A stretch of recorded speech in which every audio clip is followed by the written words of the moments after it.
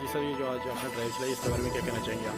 Drive तो काफ़ी दिनों से पहले चल रही है, लेकिन कल से जैसे भी हमारे पीसी जो है यूनिवर्सिटी में और वाइट में पढ़ रहे हैं, तो डीएम साहब के आदेश के मुताबिक सरकारी भी नाम से 2 या 3 से ज़्यादा आदमी की जगह करती है, क्योंकि वो ये शॉप से यहाँ पर बहुत भीड़ लगी रहती है। 30-40 से 50 लोग हैं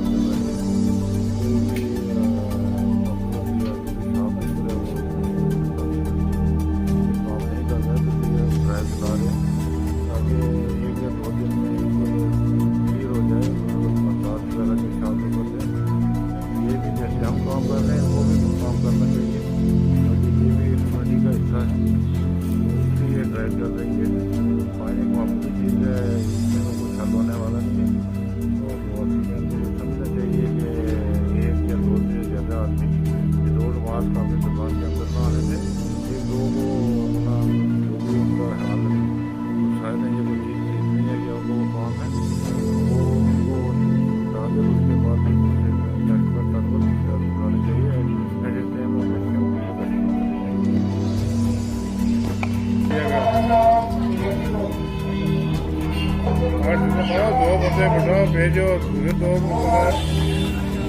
मैंने बार आपको अपील की है कि बिना कोई हलाक की जाएगी, सुरक्षा के साथ मेंटेन करें, बाजार में भीड़ न लगाएं।